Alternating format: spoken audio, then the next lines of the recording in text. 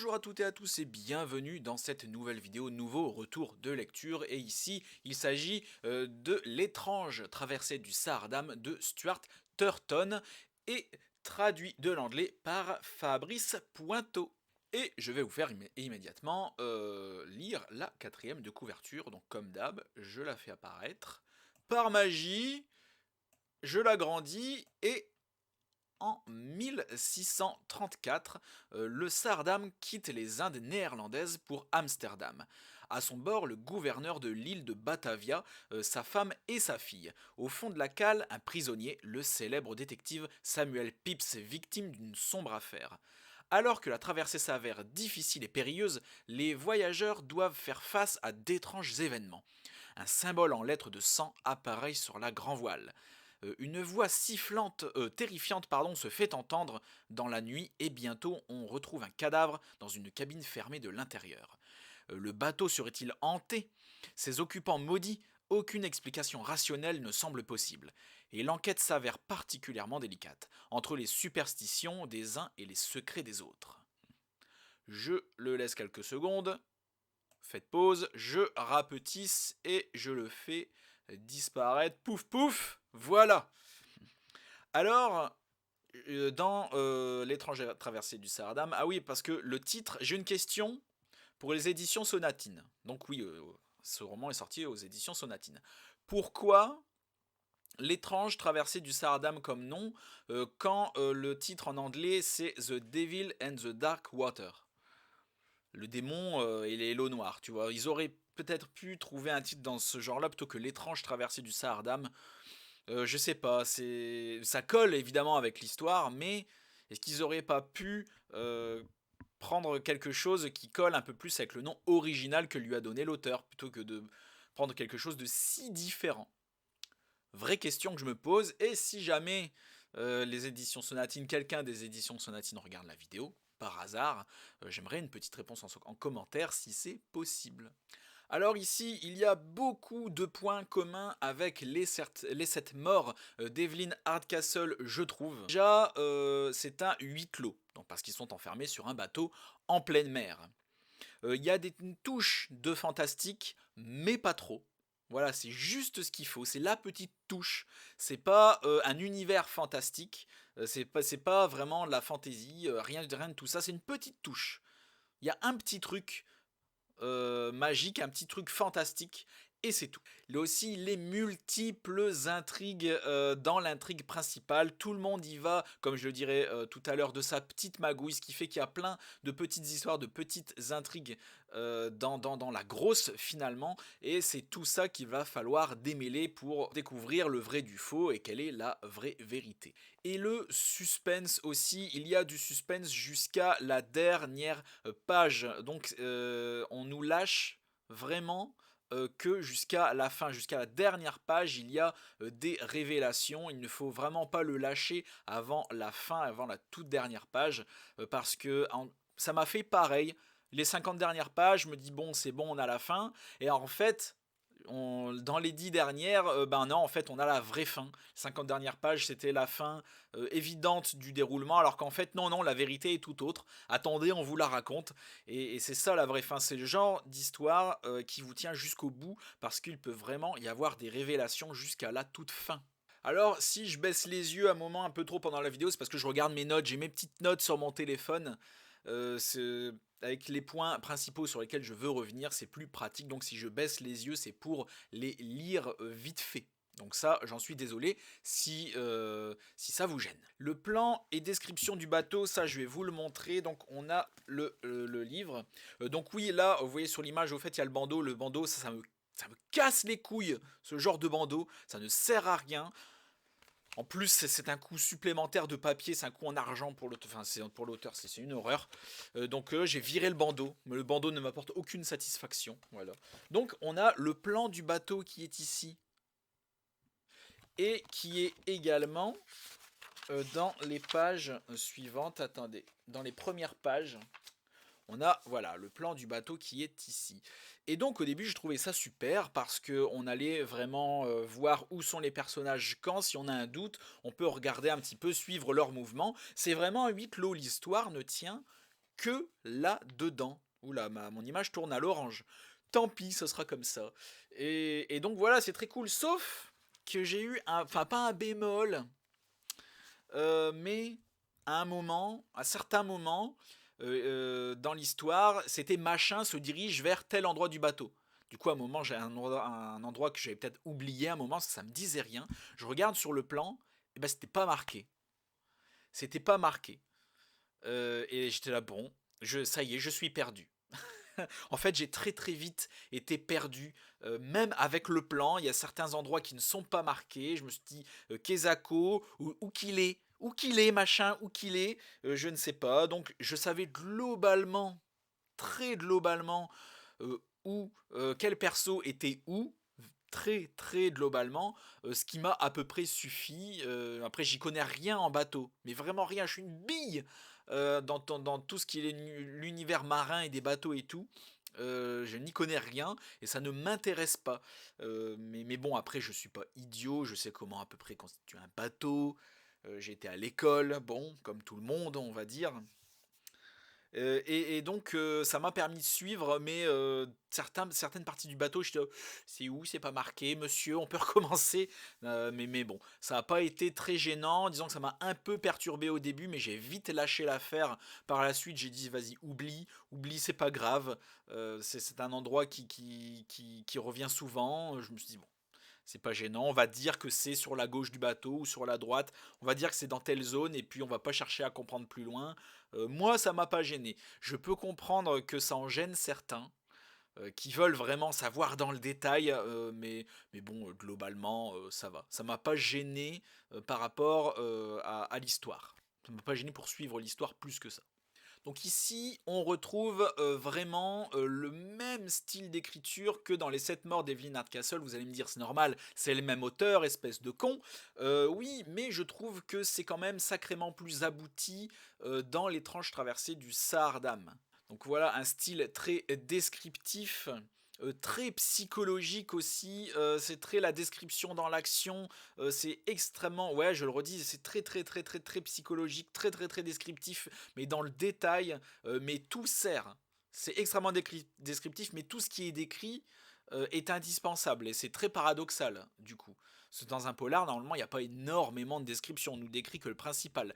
Mais là, non seulement il y a beaucoup de descriptions, mais beaucoup, beaucoup, beaucoup, beaucoup, j'insiste, euh, mais, euh, mais c'est quand même indispensable pour savoir où est-ce que nos héros, on va dire, on va appeler ça des héros, foutent les pieds.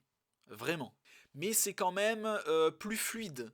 Je trouve ça plus abouti dans le sens où c'est plus fluide. La psychologie aussi est peut-être encore plus adaptée aux personnages. Les personnages qui sont moins, comment dire, pas caricaturaux, mais dans les 7 morts d'Evelyn Hardcastle, c'était un personnage qui avait un ou deux traits de caractère qui le caractérisent parce qu'il passait une journée dans le corps d'un personnage et il fallait pas forcément rentrer dans le détail parce que genre 50-70 pages plus loin ou 100 pages parfois il changeait de personnage donc c'était redescription donc il fallait pas faire trop complexe. C'était complet mais il fallait pas en faire trop non plus.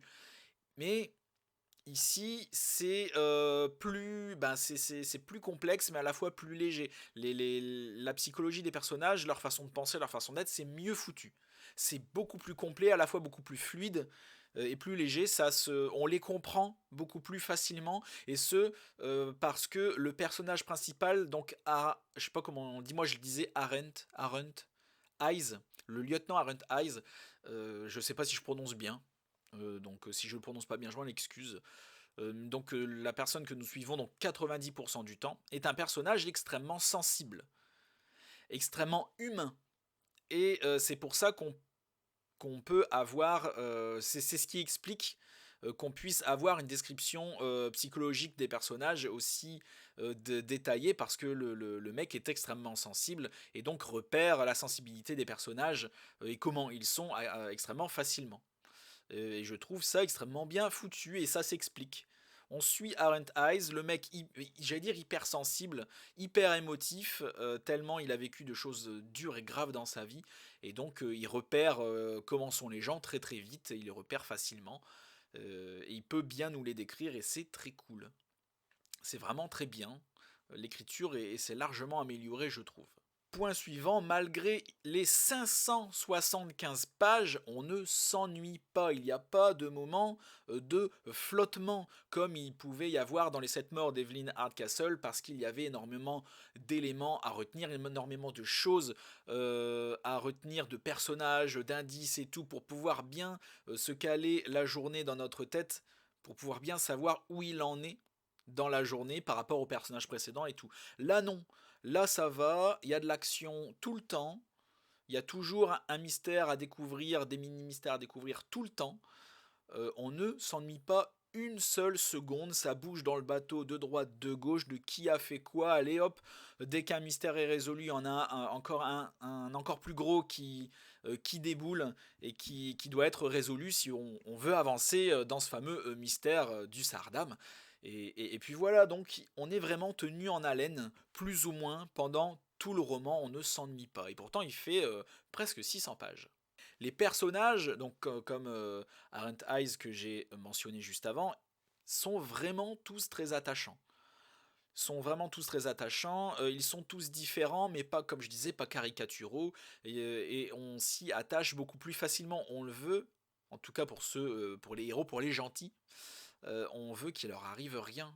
Et ça, c'est quand même vachement bien. On est beaucoup plus investi émotionnellement que dans les 7 morts d'Evelyn Hardcastle. Oui, parce que je vais passer ma vidéo à le comparer à son premier roman. C'est normal, c'est son deuxième, vous me direz. Mais moi, c'est mon point de référence. Parce que le premier était déjà excellent, mais celui-là, c'est pas qu'il est mieux, parce que l'histoire en soi n'est pas aussi bien que les 7 morts d'Evelyn Hardcastle. J'ai préféré les 7 morts d'Evelyn Hardcastle, que j'ai trouvé une masterclass complète, mais celui-là est plus abouti dans tout le reste. L'histoire est un cran en dessous, quand même, je trouve. Mais sa façon de la raconter est beaucoup mieux. Je ne sais pas si je suis clair, je pense l'être. Alors j'y connais absolument rien, comme je disais juste avant, dans le phénomène des marins, dans le phénomène, dans tout ce qui est marin, bateau, la mer, tout ça, j'y connais que dalle. Mais ça m'a pas. J'avais peur d'être saoulé. En fait, j'avais très peur d'être saoulé, j'avais peur que ça me gonfle, les bateaux, les marins, tout seul, Madartimon et compagnie, mes couilles sur ton front, ça fait un dindon. Non, non, finalement, ça va, ça m'a pas dérangé, et ça s'est vraiment très bien passé. Franchement, ça en a pas trop fait. Et ça a été quand même vachement appréciable. L'intrigue, parce qu'on va bien falloir que je parle de l'histoire à un moment, est très imaginative. Plus particulièrement, les tours et détours qui ont été pris lorsqu'on apprend le fameux mot de la fin à la toute fin. Attention, là, il faut vraiment lire jusqu'aux dernières pages. Si on veut vraiment tout savoir, il ne faut pas le lâcher avant la fin.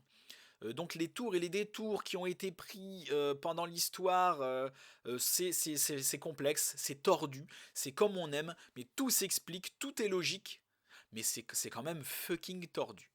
Le mec a quand même dû prendre un sacré bout de temps avant de pouvoir pondre un truc comme ça, avant que ce soit logique, avant que ce soit fluide, avant que tous les événements puissent s'enchaîner facilement et s'expliquer. Ça a dû demander un sacré boulot, parce qu'il y a plein de personnages et chacun, comme je disais, chacun a sa petite magouille, chacun a son plan personnel pour s'enrichir et chacun y met du sien, chacun fout le bordel à sa façon.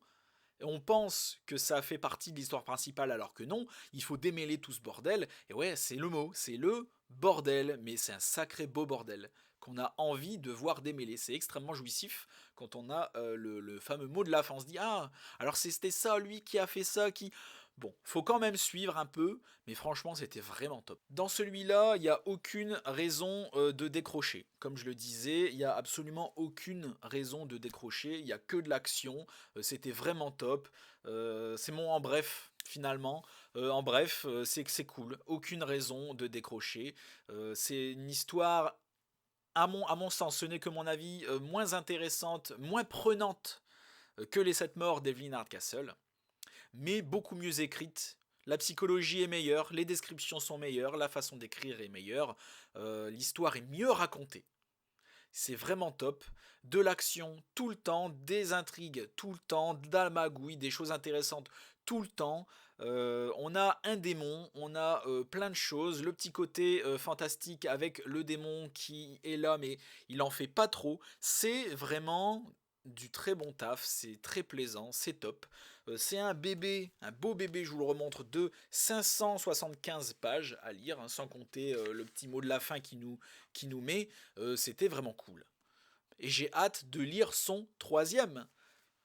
Merci à tous d'avoir regardé cette vidéo jusqu'au bout. N'hésite pas à la liker, à la partager et à dire aux éditions Sonatine que ma vidéo est vachement bien. Merci à tous. J'ai moi-même écrit un polar, Dirty Work, funeste avidité. Un roman policier se déroulant en Angleterre à la fin du 19e siècle, inspiré de tout ce qui est Agatha Christie et compagnie, évidemment que j'adore comme vous le savez, avec mon détective, avec sa collaboratrice avec qui il enquête, tout ça, il y a du meurtre, il y a du mystère, il y a des personnages attachants. Lien dans la description pour vous le procurer via la FNAC ou Amazon. Mon Instagram auteur aussi sera dans la description et mon Facebook aussi peut-être. Si, là dans l'eau, peut-être pas. Mais enfin bref, vous pouvez me suivre aussi sur Instagram et Babelio, donc mes comptes YouTube. Lien dans la description, tout ça sera dans la description. Merci à tous. Et à la prochaine chez Alistair. Ma prochaine lecture, je l'ai sous la main. Avant de partir, ce sera Les Refuges de Jérôme Loubry. Je suis très impatient de le lire parce qu'il paraît qu'il est excellent. Son meilleur roman, paraît-il. À la prochaine chez Alistair.